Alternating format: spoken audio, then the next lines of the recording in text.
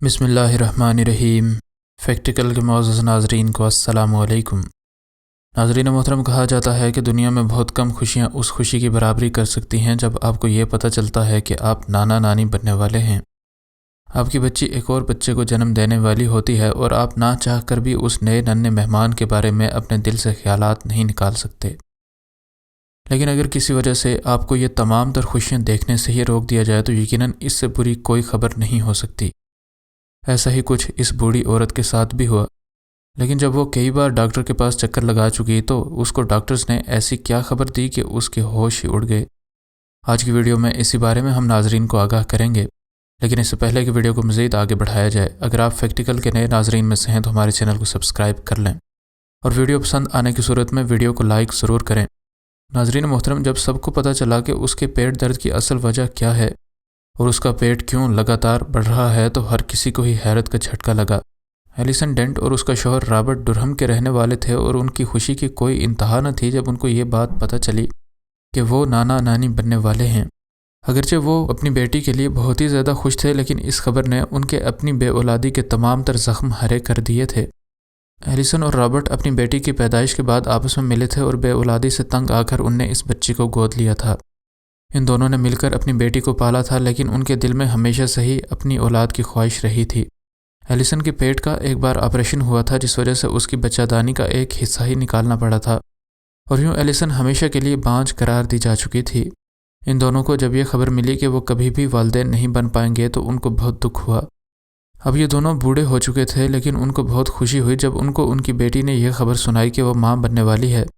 لیکن اس خبر کے ملنے کے کچھ ہی دنوں میں ہی اس بوڑھی نانی کو پیٹ میں شدید درد اور بے تحاشا خون آنا شروع ہو گیا۔ وہ ڈاکٹر کے پاس گئی اور ڈاکٹر نے اسے بتایا کہ آپ کو معدے کا مسئلہ ہے۔ ایلیسن کے ڈاکٹر نے اسے کچھ دوائیاں دیں، لیکن بجائے اس کا معدہ ٹھیک ہونے کے اس کا پیٹ درد زیادہ ہو رہا تھا۔ اس کا پیٹ درد بھی روز بروز بڑھتا ہی چلا جا رہا تھا اور ساتھ ہی اس کو اب اپنی چھاتی اور ایڑیوں میں بھی درد ہو رہا تھا۔ اس وجہ سے وہ اپنے ڈاکٹر کے پاس چلی گئی، جس نے اسے کچھ مزید دوائیاں دے کر گھر واپس بھیج دیا۔ اس کو اب اس بات کی پریشانی ہو رہی تھی کہ شاید وہ اتنا عرصہ زندہ ہی نہ رہے کہ وہ اپنی بیٹی کے بچے کو پیدا ہوتے دیکھ سکے۔ جولائی 2013 میں اس کی بیٹی نے کیسی لی نامی ایک خوبصورت بچی کو جنم دیا۔ جیسے ہی وقت گزرتا گیا، ایلیسن کا درد بھی زیادہ ہوتا گیا اور اس کا پیٹ بھی بڑھتا چلا گیا۔ اس وجہ سے اس کو اب یہ ڈر لگ رہا تھا کہ وہ اپنی نواسی کو بڑی ہوتی نہیں دیکھ پائے گی۔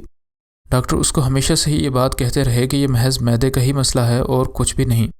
لیکن 3 ہی مہینے گزرے تھے کہ ایک رات ایلیسن کے تمام تر ڈر سچ ثابت ہونا شروع ہو گئے۔ یہ بوڑھی نانی رات کو نیند سے بہت ہی سخت پیٹ درد کے ساتھ جاگی۔